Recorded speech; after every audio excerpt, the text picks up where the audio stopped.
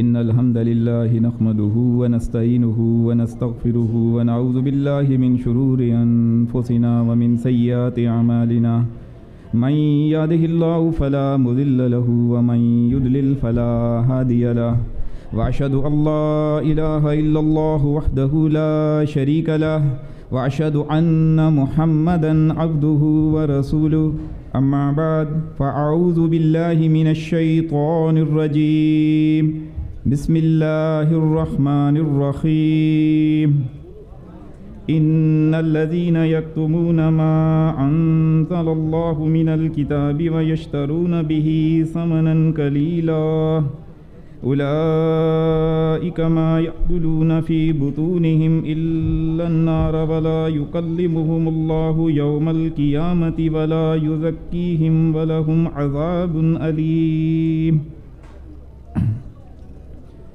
بھائیوں اور محترم سننے والوں،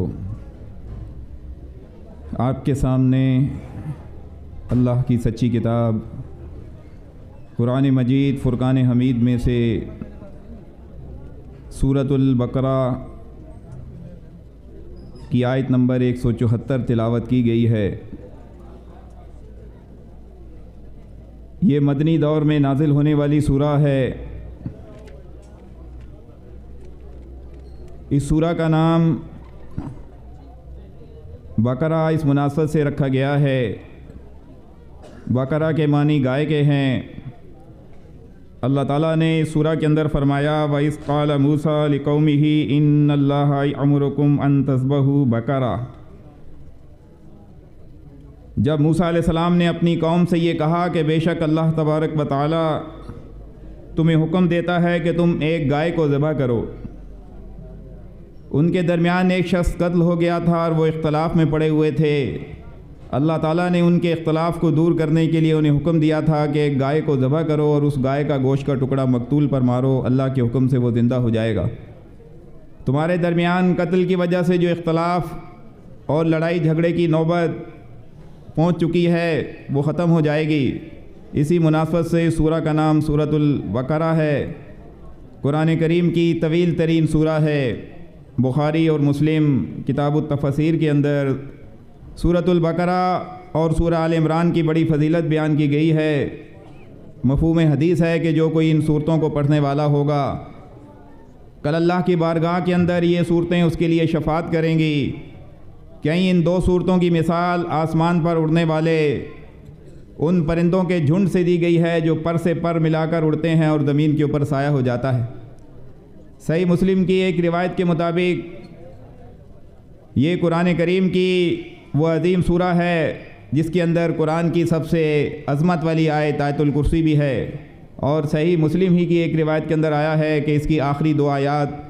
معراج کے موقع پر اللہ کے رسول صلی اللہ علیہ وسلم کو بطور تحفہ عطا کی گئی۔ موضوع کے لحاظ سے یہ آیت منتخب کی گئی ہے کہ دینی امور پر اجرت کی شرعی حیثیت۔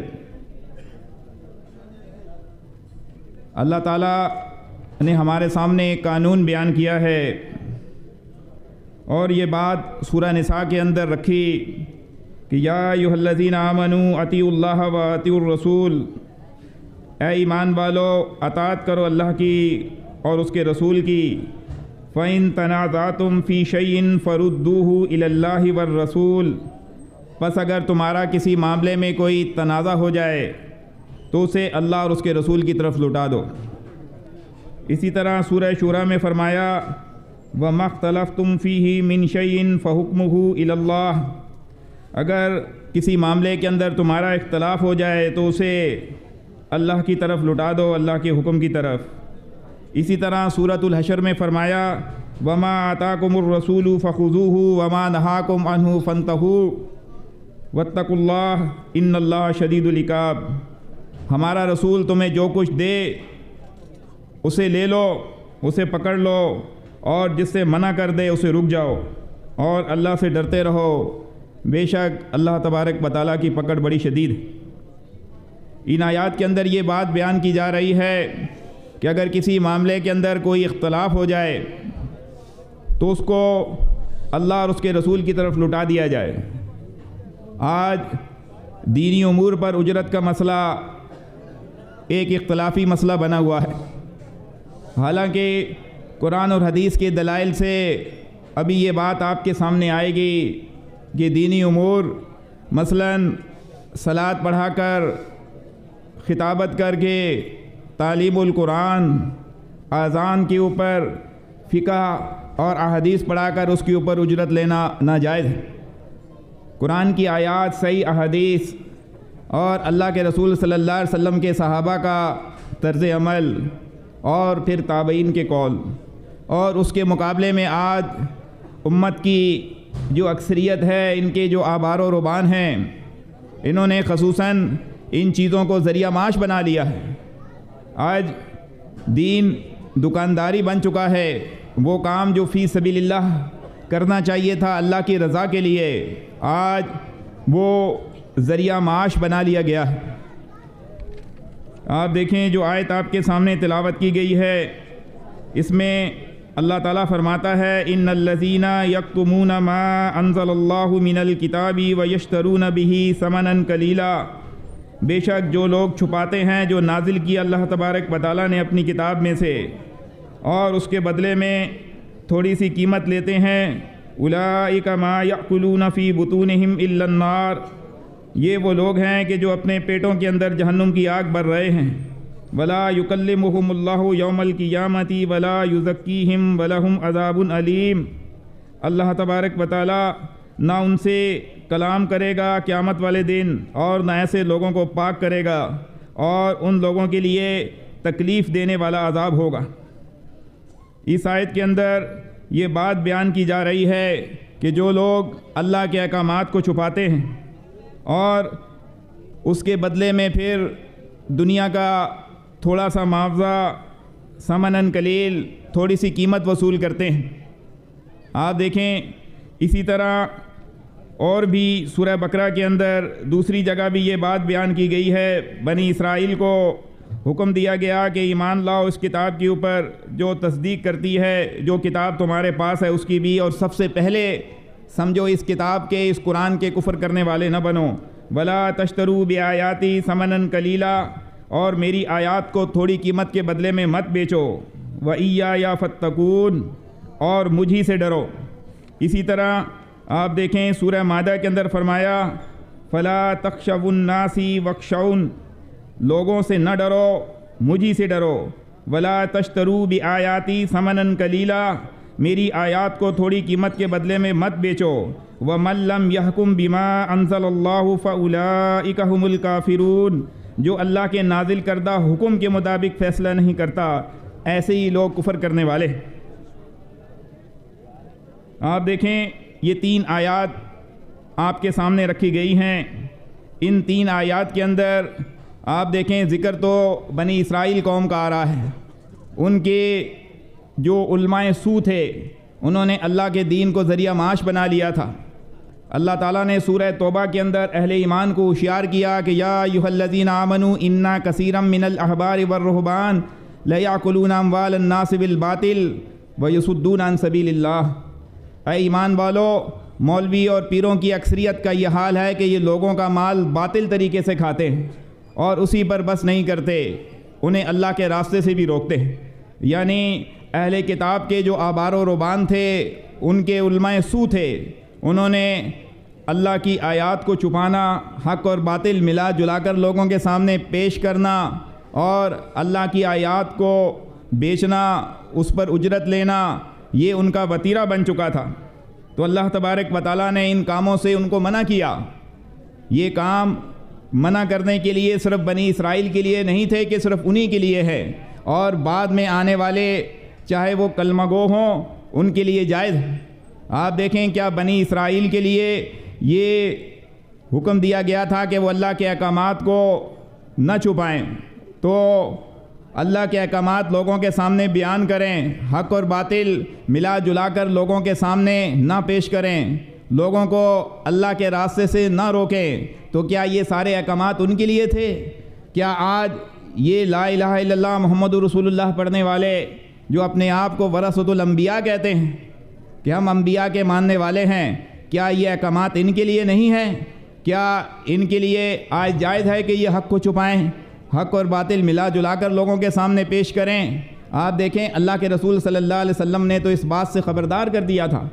صحیح بخاری کتاب الاعتصام کی روایت ہے، لَتَتَّبِعُنَّ سُنَنَ مَنْ كَانَ قَبْلَكُمْ شِبْرًا بِشِبْرٍ ذِرَاعًا بِذِرَاعٍ۔ نبی صلی اللہ علیہ وسلم نے فرمایا تم ضرور بالضرور پچھلی امتوں کی پیروی کرو گے، جس طرح بالش برابر بالش اور گز برابر گز ہوتا ہے۔ تو نبی صلی اللہ علیہ وسلم سے پوچھا گیا کہ آپ کی مراد اس سے یہود و نصارہ ہے؟ نبی علیہ السلام نے فرمایا ان کے سوا اور کون ہو سکتا ہے؟ یعنی اللہ کے رسول صلی اللہ علیہ وسلم نے یہ پیشن گوئی کی اللہ کے حکم سے کہ ایک وقت آئے گا کہ تم پچھلی امتوں کی پیروی کرو گے، ان کے نقش قدم پر ہو بہو چلو گے۔ آج آپ دیکھیں وہی کام جن کاموں سے بنی اسرائیل کے علماء کو اور ان کی قوم والوں کو روکا گیا تھا، انہیں کہا گیا تھا کہ اللہ کے احکامات چھپاؤ نہیں، آج یہ بھی اللہ کے احکامات چھپاتے ہیں۔ انہیں کہا گیا حق اور باطل ملا جلا کر لوگوں کے سامنے پیش نہ کرو، آج ہماری یہ قوم کے نام نہاد علماء حق اور باطل ملا جلا کے لوگوں کے سامنے پیش کرتے ہیں۔ اور انہیں یہ کہا گیا کہ اللہ کی آیات کے اوپر اجرت نہ لو، اللہ کی آیات کو نہ بیچو۔ آج آپ دیکھیں یہ لوگ اللہ کی آیات کو بیچ رہے ہیں، یعنی جن کاموں سے ان کو منع کیا گیا تھا کہ یہ کام تم نے نہیں کرنے، اللہ کے رسول نے فرمایا میری امت بھی ان کے نقش قدم پر چلے گی۔ آج ہو بہو بنی اسرائیل کے یہود و نصارہ کے نقش قدم پر یہ نام نہاد امت، یہ کلمہ گو امت، ان کے نام نہاد علماء، ان کے آبھار و روبان، انہوں نے کس طرح دین کو ذریعہ معاش بنا لیا ہے۔ آج جب یہ آیات لوگوں کے سامنے رکھی جاتی ہیں تو یہ کہتے ہیں کہ یہ تو بنی اسرائیل کے لیے ہیں۔ تو کیا سب کڑوا کڑوا بنی اسرائیل کے لیے ہے اور میٹھا میٹھا کلمہ گو ان لوگوں کے لیے ہے کہ جنہوں نے لا الہ الا اللہ محمد رسول اللہ پڑھا ہے، قرآن اور حدیث پر صرف ایمان رکھتے ہیں لیکن اس کے مطابق عمل نہیں کرتے؟ کیا میٹھی میٹھی چیزیں، میٹھے میٹھے احکامات ان کے لیے ہیں، اور جو سخت اور کڑوے احکامات تھے اللہ تبارک و تعالیٰ کے وہ صرف بنی اسرائیل کے لیے ہیں؟ اللہ تبارک و تعالیٰ قرآن کے اندر سورہ آل عمران میں فرماتا ہے کہ اللہ نے تو ان سے عہد لیا تھا، وَإِذْ أَخَذَ اللَّهُ مِيثَاقَ الَّذِينَ أُوتُوا الْكِتَابَ لَتُبَيِّنُنَّهُ لِلنَّاسِ وَلَا تَكْتُبُونَهُ فَنَبَذُوهُ وَرَاءَ ظُهُورِهِمْ وَاشْتَرَوْا بِهِ ثَمَنًا قَلِيلًا فَبِئْسَ مَا يَشْتَرُونَ۔ اللہ تبارک و تعالیٰ نے ان سے پختہ عہد دیا تھا کہ تم اس کتاب کو ضرور بالضرور لوگوں کے سامنے بیان کرو گے اور اس کو چھپاؤ گے نہیں۔ تو انہوں نے کیا کیا؟ اس کو پیچھے ڈال دیا، یعنی تورات اور انجیل کے جو ماننے والے تھے اللہ تبارک و تعالیٰ نے ان سے پختہ عہد لیا تھا کہ تم یہ اللہ کی آیتیں، اللہ کی کتاب لوگوں کے سامنے کھول کھول کر بیان کرو گے، اللہ کے احکامات چھپاؤ گے نہیں۔ لیکن انہوں نے اس کو پیٹھ پیچھے پھینک دیا اور اس کے بدلے میں وَاشْتَرَوْا بِهِ ثَمَنًا قَلِيلًا، تھوڑی سی دنیا کی قیمت وصول کر لی۔ فَبِئْسَ مَا يَشْتَرُونَ، مالک فرماتا ہے جو کچھ انہوں نے خریدا وہ بہت برا ہے۔ یعنی یہ اہل کتاب کے جو علماء سو تھے انہوں نے اللہ کے احکامات کو چھپایا، حق اور باطل ملا جلا کر لوگوں کے سامنے پیش کیا، اور اللہ کے جو واضح احکامات تھے اس کو پیٹھ پیچھے ڈال دیا اور دنیا کی تھوڑی قیمت وصول کی، دنیا کے معاوضے کے پیچھے لگ گئے۔ اور اس کے مقابلے میں جو اہل کتاب میں سے سچے مومن تھے، جو اللہ کے رسول پر ایمان لے آئے، قرآن پر ایمان لے آئے، پچھلی کتابوں پر بھی ایمان رکھتے تھے، جن کا ذکر اللہ نے قرآن کے اندر سورہ مائدہ میں بھی کیا ہے کہ جن کے سامنے جب اللہ کی آیات پڑھی جاتی تھی تو ان کی آنکھوں میں آنسو جاری ہو جاتے تھے۔ اللہ فرماتا ہے خاشعین للہ، اہل کتاب کے جو علماء حق تھے، جو رسول اللہ صلی اللہ علیہ وسلم پر ایمان لے آئے، قرآن پر ایمان لے آئے، اور اس کتاب تورات کے اوپر بھی ان کا ایمان تھا، مالک فرماتا ہے خاشعین للہ، ان کے دل کے اندر خشیت تھی، اللہ کا ڈر اور خوف تھا، ان کے دل اللہ کے ڈر سے ہر وقت کانپتے رہتے تھے۔ لا یشترون بآیات اللہ ثمنا قلیلا، وہ اللہ کی آیات کو تھوڑی قیمت کے بدلے میں نہیں بیچتے تھے۔ آپ دیکھیں اللہ تبارک و تعالیٰ نے اہل کتاب کے جو علماء حق تھے، جو سچے لوگ تھے، جو حق کے اوپر تھے، جو رسول اللہ صلی اللہ علیہ وسلم پر ایمان لے آئے، نبی علیہ السلام کو اللہ کا نبی مان لیا، قرآن پر ایمان لے آئے، تورات پر ان کا اور انجیل کے اوپر ان کا ایمان تھا، مالک فرماتا ہے ان کی خشیت کا یہ عالم تھا کہ وہ اللہ کی آیات کو تھوڑی قیمت کے بدلے میں بیچتے نہیں تھے، فی سبیل اللہ کے احکامات لوگوں کے سامنے بیان کرتے تھے۔ اولئک لہم اجرہم عند ربہم ان اللہ سریع الحساب، یہی وہ لوگ ہیں کہ جن کا اجر ان کے رب کے پاس ہے۔ اللہ تبارک و تعالیٰ نے ایسے لوگوں کا اجر اپنے پاس رکھا ہے۔ ان اللہ سریع الحساب، بے شک اللہ تبارک و تعالیٰ جلد حساب لینے والا ہے۔ آپ دیکھیں اللہ تبارک و تعالیٰ نے اہل کتاب کے علماء حق کا بھی بیان کر دیا کہ وہ سچے لوگ، وہ ایماندار لوگ، انہوں نے اللہ کے دین کو ذریعہ معاش نہیں بنایا۔ یعنی حق پر ہونے کی ایک دلیل یہ بھی ہے کہ وہ اللہ کے دین کو ذریعہ معاش نہیں بنائے گا، دنیاوی منفعت، دنیاوی فوائد حاصل نہیں کرے گا، فی سبیل اللہ لوگوں کے سامنے تبلیغ کرے گا، لوگوں کے سامنے قرآن بیان کرے گا، حدیث بیان کرے گا، فی سبیل اللہ اللہ کا دین انہیں سکھائے گا، اللہ کے ڈر اور خوف سے، ذرا بھی دنیاوی معاوضہ نہیں لے گا۔ اگر دنیا کا معاوضہ لے گا تو وہ بدترین لوگوں کے اندر، اہل کتاب کے بدترین لوگوں کے اندر شامل ہو جائے گا۔ اس کے بعد آپ دیکھیں اللہ تعالیٰ نے قرآن کے اندر اپنے انبیاء علیہ السلام کا ذکر کیا ہے۔ اللہ کے نبیوں نے اللہ کی توحید کی دعوت قوم کے سامنے رکھی، تبلیغ کی۔ اللہ تعالیٰ نے بعض نبیوں پر کتابیں اتاری، بعض پر صحیفے اتارے، اور بعض پر اللہ تبارک و تعالیٰ نے وحی کی کہ یہ تبلیغ، یہ دعوت لوگوں کے سامنے پیش کریں۔ تو انبیاء نے اللہ کی توحید کی دعوت قوموں کے سامنے رکھی، تبلیغ کی، اور فرمایا سورہ شعراء کے اندر نوح علیہ السلام نے وَمَا أَسْأَلُكُمْ عَلَيْهِ مِنْ أَجْرٍ إِنْ أَجْرِيَ إِلَّا عَلَىٰ رَبِّ الْعَالَمِينَ، اے قوم کے لوگوں، میں تم سے اس تبلیغ کے اوپر، اس دعوت کے اوپر کوئی اجر نہیں مانگتا، میرا اجر تو رب العالمین کے ذمہ ہے۔ آپ دیکھیں پہلے پیغمبر جو ایک ایسی قوم کی طرف بھیجے گئے جس قوم کے اندر شرک اور کفر شروع ہو گیا تھا، جہاں اللہ کے بندوں کے بت بنا کر ان کو پکارا جانے لگا، ان کی قبروں پر طواف کرنا شروع کر دیا، ان کی تمثیلیں بنا کر رکھ لی تھی۔ وہاں اللہ کے پیغمبر نوح علیہ السلام نے اپنی قوم کو شرک اور کفر سے روکا، اور ساتھ ہی یہ بھی دعوت دی کہ اے قوم کے لوگوں، میں تم سے کسی قسم کا کوئی اجر نہیں مانگتا، کسی قسم کا کوئی سوال نہیں کرتا، اور میرا اجر تو میرے رب کے ذمہ ہے۔ آپ دیکھیں انہی الفاظ کے ساتھ سورہ شعراء کے اندر اللہ تبارک و تعالیٰ نے ہود علیہ السلام، صالح علیہ السلام، لوط علیہ السلام، شعیب علیہ السلام، ان پیغمبروں کا بھی ذکر کیا، ان کی پوری دعوت کا ذکر کیا، انہوں نے اپنی قوم کو دعوت دی، اور یہی الفاظ وہاں بھی موجود ہیں ہر نبی کی دعوت کے ساتھ کہ وَمَا أَسْأَلُكُمْ عَلَيْهِ مِنْ أَجْرٍ إِنْ أَجْرِيَ إِلَّا عَلَىٰ رَبِّ الْعَالَمِينَ۔ ہر نبی نے قوم کو یہ دعوت دی جن کا ذکر یہاں کیا گیا ہے، ساتھ یہ ضرور کہا کہ اے قوم کے لوگوں، میں تم سے کسی قسم کے اجر کا مطالبہ نہیں کرتا، میرا اجر تو میرے رب کے ذمہ ہے۔ اسی طرح آپ دیکھیں اللہ کے آخری نبی محمد عربی صلی اللہ علیہ وسلم کو اللہ تبارک و تعالیٰ نے کہا کہ آپ بھی اپنی قوم کے سامنے یہ اعلان کر دیں سورۃ الانعام کی 90 نمبر آیت کے اندر، قُل لَا أَسْأَلُكُمْ عَلَيْهِ أَجْرًا إِنْ هُوَ إِلَّا ذِكْرَىٰ لِلْعَالَمِينَ، کہہ دو کہ میں تم سے علیہ اجرا، یعنی اس قرآن کے اوپر رسول اللہ صلی اللہ علیہ وسلم اپنی قوم کے سامنے کیا بیان کر رہے تھے؟ قرآن وحی کی شکل میں رسول اللہ صلی اللہ علیہ وسلم کے اوپر آتا تھا، اور اللہ کے رسول صلی اللہ علیہ وسلم وہ اللہ کی وحی اپنی قوم کے سامنے بیان کیا کرتے تھے، اور اللہ نے حکم دیا کہ آپ قوم کے سامنے یہ کہہ دیں قُل لَا أَسْأَلُكُمْ عَلَيْهِ أَجْرًا، میں تم سے علیہ یعنی علیہ کی ضمیر قرآن کی طرف ہے کہ اس قرآن کے اوپر جو میں تمہارے سامنے بیان کر رہا ہوں اس کے اوپر تم سے کوئی اجر نہیں مانگتا۔ یہ تو ایک نصیحت ہے، قرآن یہ تو ایک اللہ کا ذکر ہے، نصیحت ہے للعالمین، تمام جہان والوں کے لیے۔ آپ دیکھیں انبیاء علیہ السلام نے تو اپنی قوم کے سامنے توحید کی دعوت رکھی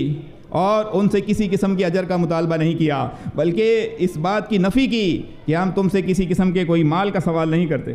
سورہ یاسین کے اندر اللہ تبارک و تعالیٰ نے 3 پیغمبروں کا ذکر کیا، ایک وقت کے اندر 3 پیغمبر اپنی قوم کو سمجھا رہے ہیں، قوم کے سامنے توحید کی دعوت رکھ رہے ہیں، قوم والے ماننے سے انکار کر دیتے ہیں۔ تو ایسے عالم میں آپ دیکھیں شہر کے پرلے کنارے سے ایک رجل مومن دوڑتا ہوا آیا،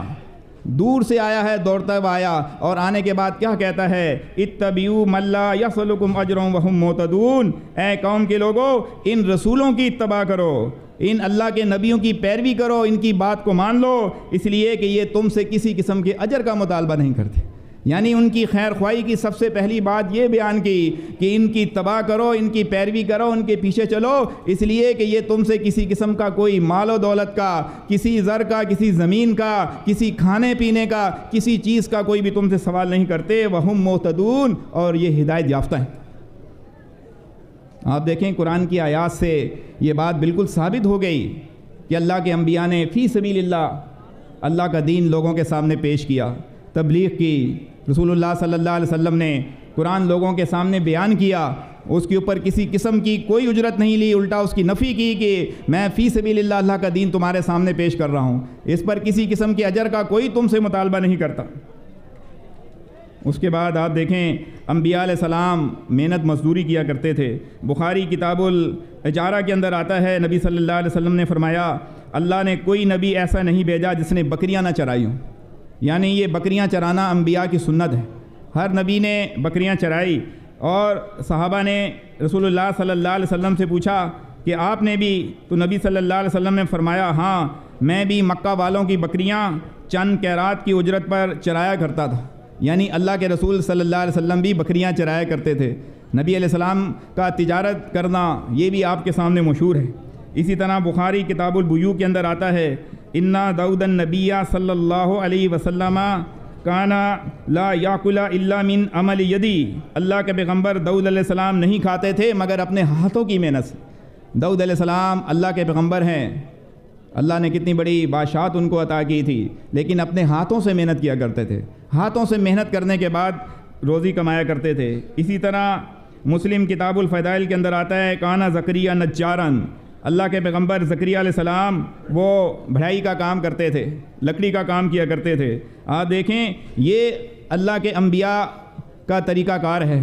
کہ کس طرح انہوں نے محنت اور مزدوری کی اور بکریاں چرائی، تجارت کی، اپنے ہاتھ سے محنت کی، لکڑی کا بڑھائی کا انہوں نے کام کیا اور فی سبیل اللہ اللہ کا دین لوگوں کے سامنے پیش کیا۔ اور اللہ تعالیٰ سورہ انعام میں کیا فرماتا ہے اولئک الذین ھدی اللہ فبہداہ مقتدی، یہ وہ لوگ ہیں کہ جن کو اللہ نے ہدایت دی ہے، بس ایسے ہدایت یافتہ لوگوں کی پیروی کرو۔ اللہ نے کیا حکم دیا قرآن کے اندر؟ ہمیں کیا حکم دیا؟ یہ اللہ کے وہ انبیاء ہیں جو ہدایت یافتہ تھے، جن کو اللہ نے ہدایت دی تھی، تو آپ کا کیا کام ہے؟ ان انبیاء کے طریقے پر چلو، ان کی اقتداء کرو، ان کے ہدایت کے راستے کے اوپر چلو۔ انبیاء علیہ السلام کی ہدایت کا راستہ کیا تھا؟ لا اسألکم علیہ اجرا، لا اسألکم علیہ مالا، قوم کے لوگوں تم سے کسی قسم کا سوال نہیں کرتے، قوم کے لوگوں تم سے کسی قسم کے مال کا مطالبہ نہیں کرتے۔ آج یہ اپنے آپ کو ورثۃ الانبیاء کہتے ہیں، لیکن آپ دیکھیں آج ان کے ہاں دین فی سبیل اللہ نہیں سکھایا جاتا۔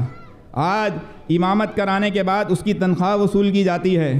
آج اذان پر اجرت لی جاتی ہے،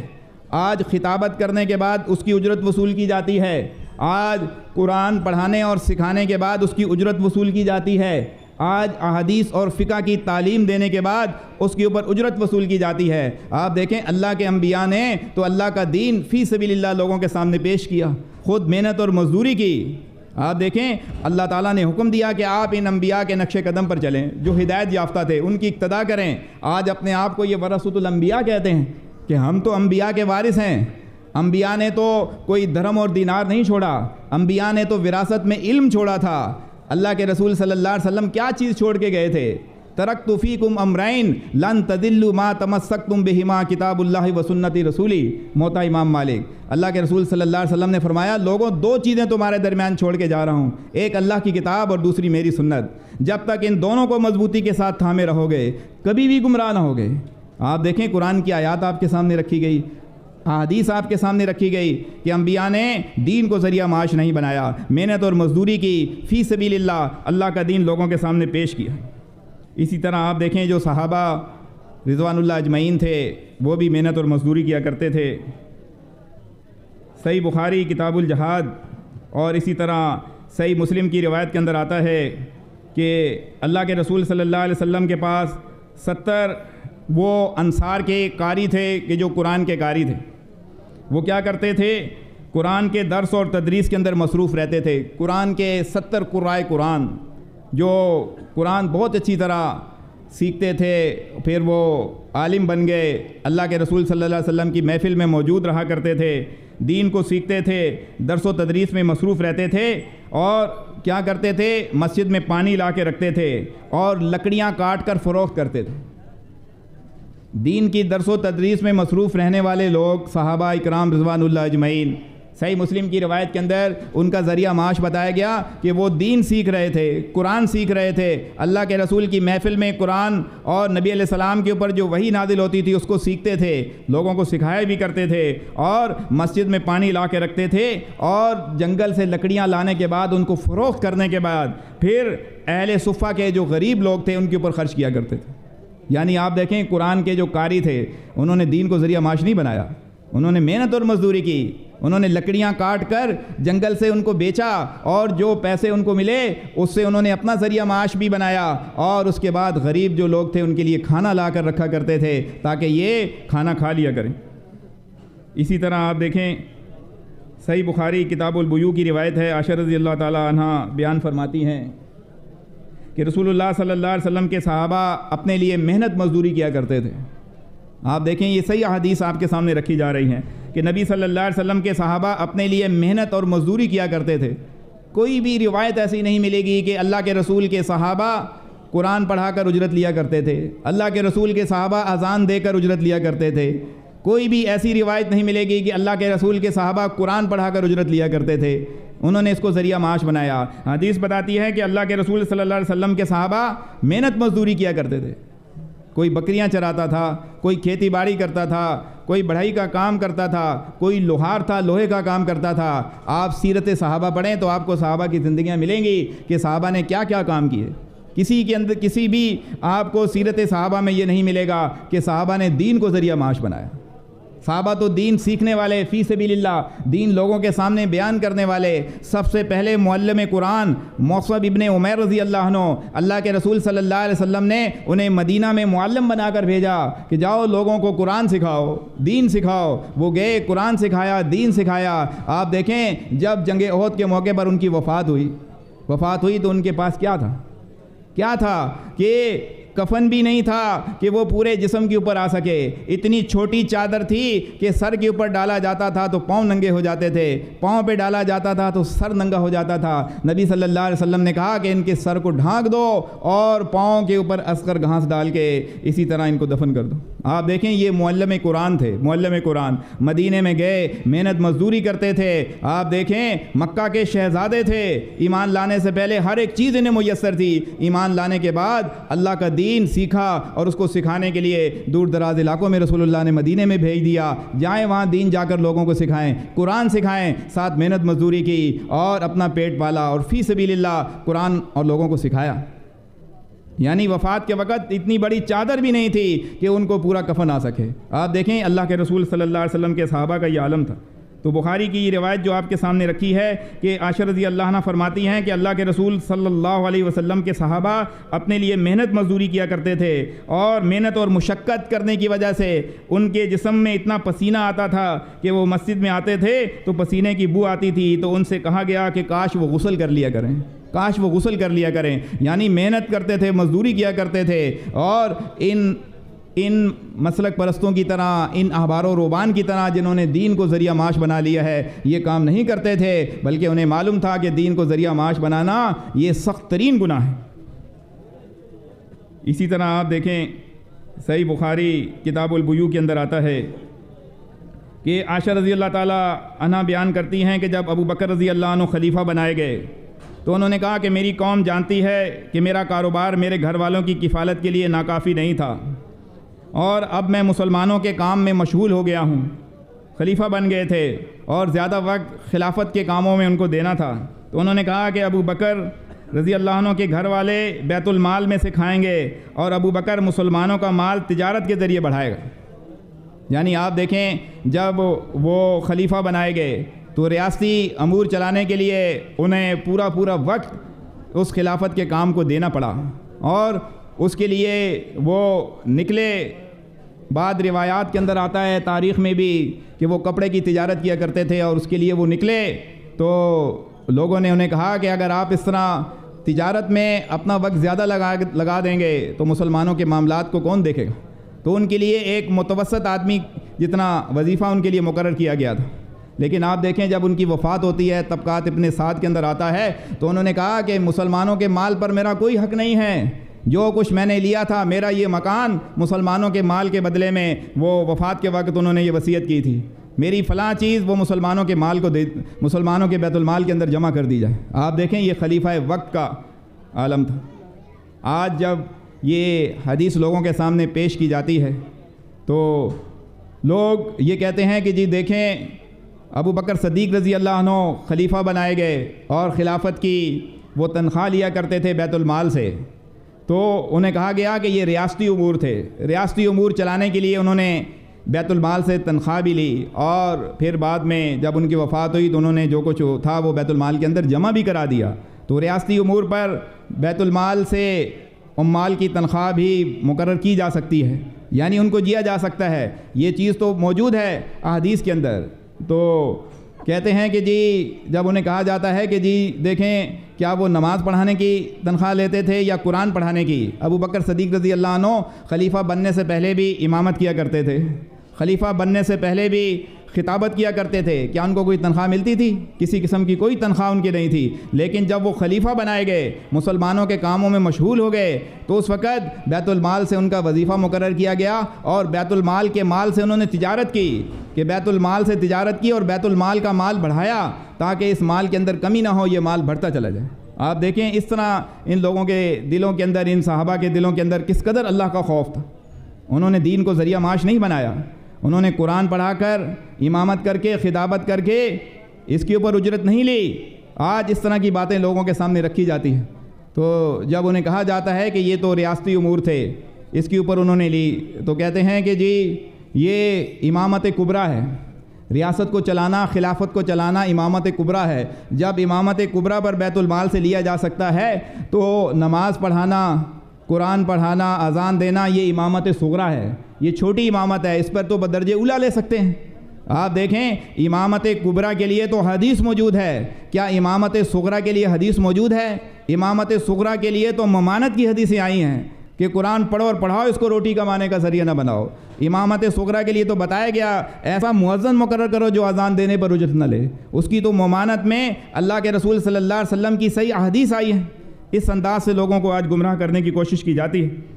اور کہیں عمر رضی اللہ تعالیٰ عنہ پر یہ بہتان لگایا جاتا ہے کہ انہوں نے معلمین قرآن کے وظیفے مقرر کیے۔ عمر رضی اللہ عنہ نے اپنے دور کے اندر بہت سارے انتظامی امور کیے تھے اور بہت سارے محکموں کی بنیاد رکھی تھی، اور آپ نے حکومتی فرائض انجام دینے والے عمال کی بیت المال سے تنخواہیں مقرر کی تھی، لیکن عمال کی تنخواہ سے مؤذن کی تنخواہ کا جواز نکالنے والے لوگ آپ دیکھیں ترمذی بشارہ احمد شاکر کے اندر لے کر آئے ہیں۔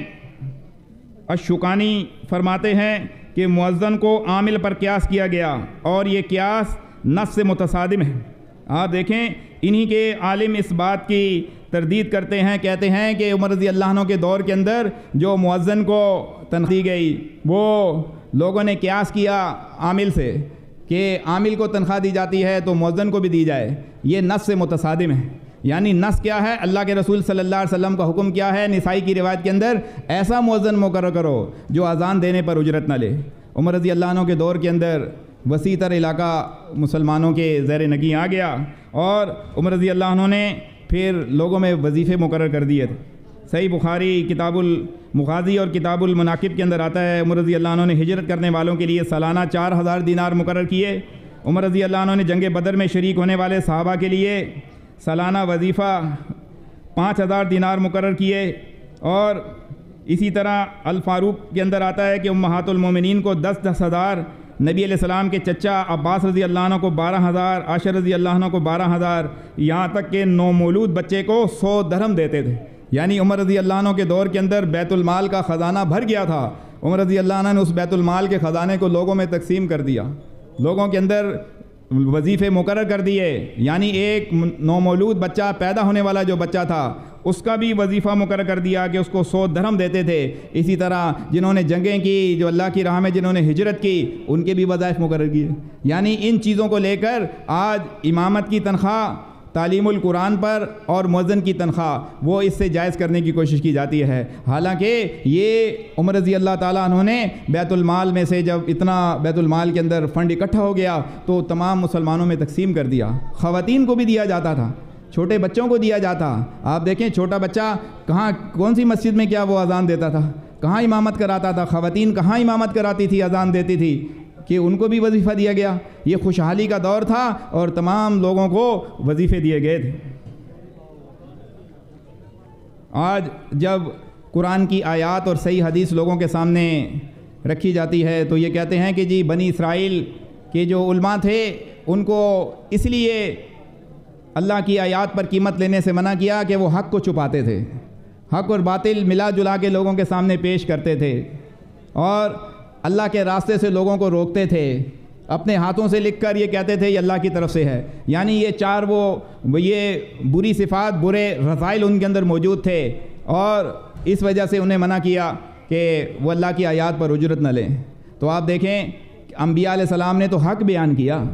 اس کا جواب یہ ہے کہ انبیاء علیہ السلام نے تو حق بیان کیا، سچی تبلیغ لوگوں کے سامنے رکھی، قرآن بیان کیا رسول اللہ صلی اللہ علیہ وسلم نے، اور کہا اے قوم کے لوگوں لا اسألکم علیہ اجرا، یعنی ان کی اس بات کا جواب تو انبیاء علیہ السلام کی زندگی کے ان واقعات پر ہے کہ انبیاء علیہ السلام نے سچی دعوت دی، حق بیان کیا، حق کو چھپایا نہیں، حق اور باطل ملا جلا کر لوگوں کے سامنے پیش نہیں کیا، بلکہ اللہ کی طرف سے جو حکم دیا گیا من و عن اسے لوگوں کے سامنے بیان کر دیا۔ حق بیان کرنے کے ساتھ یہ کہا قوم کے لوگوں ہم تم سے کسی قسم کے اجر کا مطالبہ نہیں کرتے۔ اس لیے ان کی یہ بات بالکل غلط اور جھوٹی ثابت ہوتی ہے کہ وہ غلط باتیں بیان کر کے اجرت لیتے تھے۔ سچ بیان کر کے اگر کوئی قرآن پر اجرت لے وہ بھی ناجائز ہے، قرآن اور حدیث کو چھپا کر اگر کوئی اجرت لے وہ بھی ناجائز ہے۔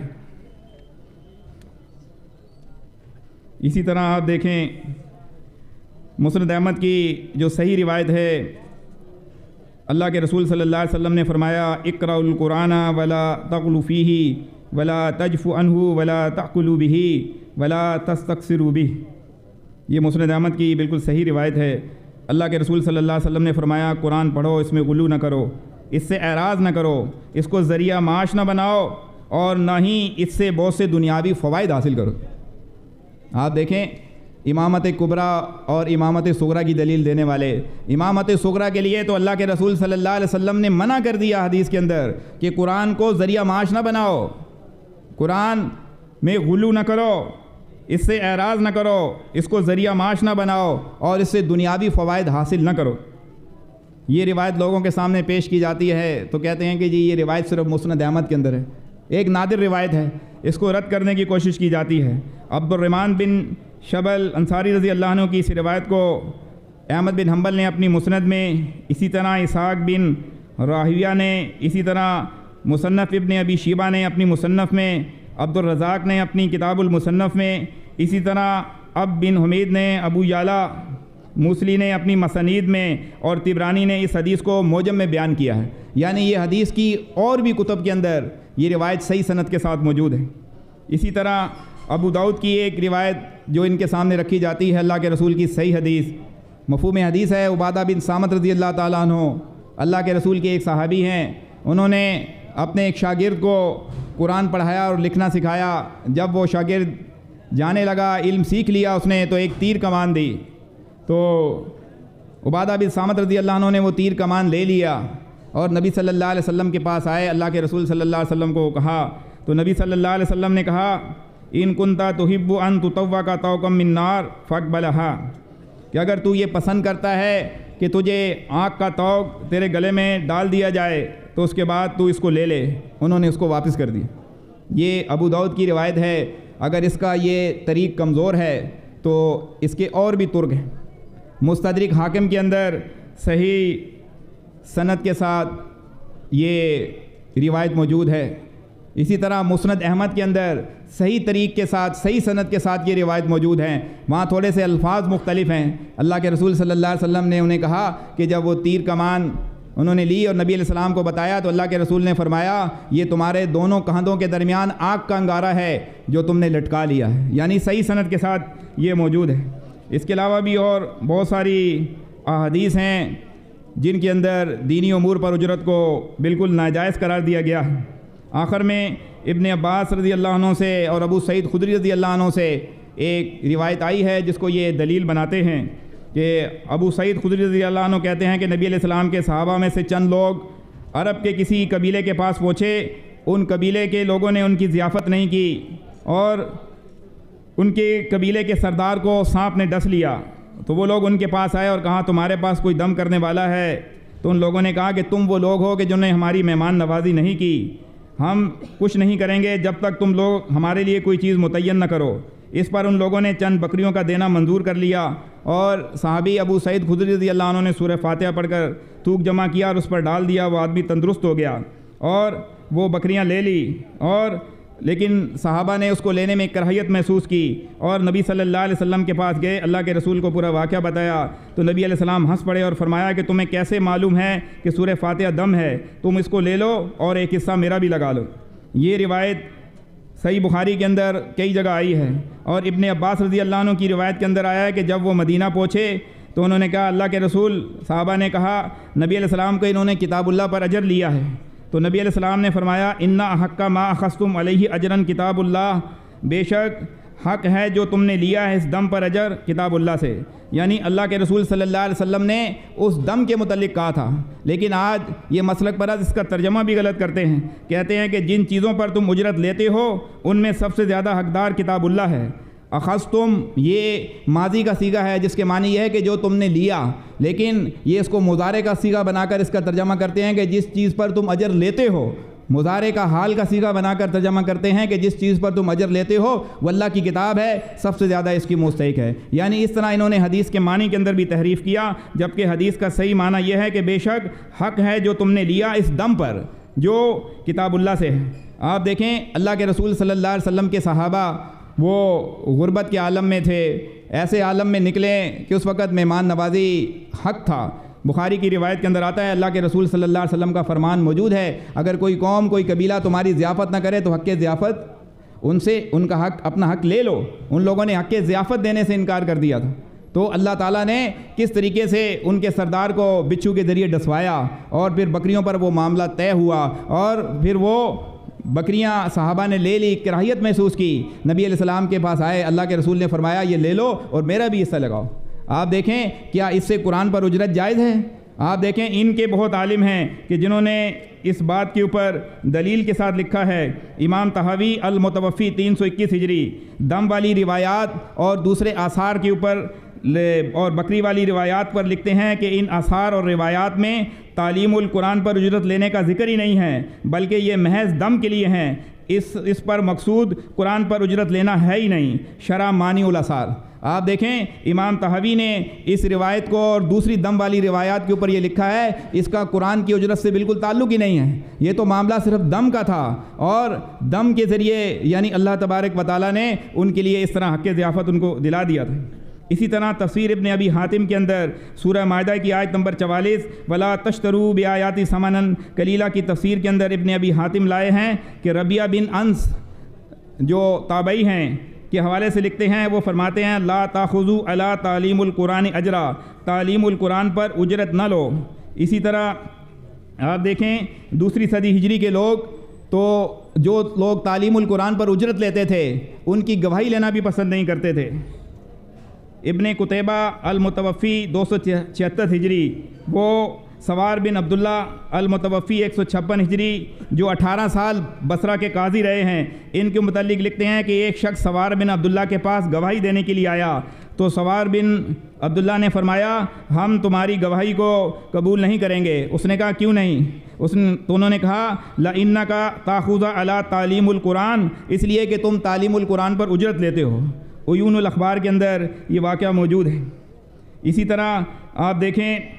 اہل حدیث کے ایک بڑے عالم جن کو یہ بڑا محدث بھی مانتے ہیں محمد ناصر الدین البانی بکریوں والی حدیث پر تبصرہ کرتے ہوئے کیا لکھتے ہیں کہ سورہ فاتحہ کے ذریعے دم کر کے اجرت لینے پر اس حدیث میں سمجھو دم پر اجرت لینے کا جواز ہے، اور رہا تعلیم القرآن پر اجرت لینا تو یہ جائز نہیں ہے۔ اس پر علماء کے صحیح قول موجود ہیں، نبی صلی اللہ علیہ وسلم کی حدیث وارد ہوئی ہیں جن میں تعلیم القرآن پر اجرت لینے کی مذمت کی گئی ہے۔ مختصر صحیح مسلم للمنذی تعلیق الالبانی۔ تو آپ دیکھیں ان کو بڑا محدث سمجھتے ہیں اہل حدیث، وہ بھی تعلیم القرآن پر اجرت لینے کو بالکل ناجائز سمجھتے تھے۔ اسی طرح آپ دیکھیں امام ابو حنیفہ رحمہ اللہ کا فتویٰ الہدایہ کتاب الاجارہ میں موجود ہے کہ نہیں ہے اجرت اذان، حج، امامت، تعلیم القرآن، فقہ پر ہر ایک وہ اطاعت، ہر ایک وہ عبادت جو مسلم پر فرض ہے اس پر اجرت لینا ہمارے نزدیک جائز نہیں ہے۔ اسی طرح آپ دیکھیں زکریا کاندیلوی فضائل اعمال کے اندر لکھتے ہیں کہ جو عالم دین کے ذریعے دنیا کماتا ہے اس کی مثال اس شخص کی ہے کہ جو جوتے سے اپنا چہرہ صاف کرے، جوتے سے اپنا چہرہ صاف کرے۔ کیا ہوگا؟ جوتا تو صاف ہو جائے گا لیکن چہرہ صاف نہیں ہوگا۔ یعنی وہ عالم جو دین کے ذریعے دنیا کماتا ہے وہ جتنا بھی کما لے اس کا پیٹ نہیں بھرے گا۔ یہ عالم ہے، آپ دیکھیں ان کے نام نہاد علماء کے بھی فتاوے موجود ہیں اور تابعین کے فتوے بھی آپ کے سامنے آ گئے، صحابہ کے جو اعمال تھے اس کے متعلق، اجرت کے متعلق کیا فرامین تھے وہ بھی آپ کے سامنے آ گئے۔ اس کے باوجود آج امت کے اندر آپ دیکھیں کس طرح دین کو ذریعہ معاش بنا دیا گیا ہے اور دینی امور پر اجرت، خصوصاً نماز، قرآن، اذان، امامت، فقہ، حدیث کی تعلیم دے کر یہ اجرت بالکل ناجائز ہے۔ اللہ کے رسول صلی اللہ علیہ وسلم نے اس کو آگ کا انگارہ کہا ہے۔ کتنی احادیث آپ کے سامنے رکھی گئی ہیں۔ اللہ تعالیٰ سے یہ دعا ہے کہ اللہ تبارک و تعالیٰ آج ان لوگوں کو سمجھنے کی توفیق عطا فرمائے تاکہ یہ اللہ کے دین کو سمجھیں اور صحیح معنوں میں فی سبیل اللہ کا دین لوگوں کے سامنے پیش کریں۔ آپ دیکھیں اللہ کے رسول کے زمانے میں صحابہ محنت مزدوری کرتے تھے، فی سبیل اللہ کا دین لوگوں کے سامنے پیش کیا کرتے تھے۔ محنت مزدوری کرنے کے باوجود اگر کسی عالم کا اگر ذریعہ معاش پورا نہیں ہوتا تو مسلمانوں کے بیت المال سے اس کی مدد کی جا سکتی ہے۔ اور اللہ کا دین یہ سکھاتا ہے کہ کوئی بھی عالم، دین سیکھنے والا، دین سکھانے والا ہاتھ پیر توڑ کر نہ بیٹھے، محنت اور مزدوری کرے، اپنا ذریعہ معاش وہ حاصل کرنے کی کوشش کرے۔ پھر بھی اگر ذریعہ معاش اس کا پورا نہ ہو سکا تو ایسے افراد کی بیت المال سے اس وقت مدد کی جا سکتی ہے، لیکن بیت المال سے پوری تنخواہیں کسی عالم کو دے دینا اور انہیں کہنا صرف قرآن پڑھائیں، حدیث پڑھائیں، فقہ پڑھائیں، اذان دیں، امامت کریں، یہ بالکل ناجائز اور بالکل منع ہے۔ اللہ کے رسول صلی اللہ علیہ وسلم کی احادیث، صحابہ کے آپ کے سامنے قول، تابعین کے قول اور اسی طرح قرآن کی آیات بھی آپ کے سامنے رکھ دی ہیں۔ اللہ تعالیٰ ان سب کو سمجھنے کی توفیق عطا فرمائے۔ سبحانک اللہم و بحمدک، اشہد ان لا الہ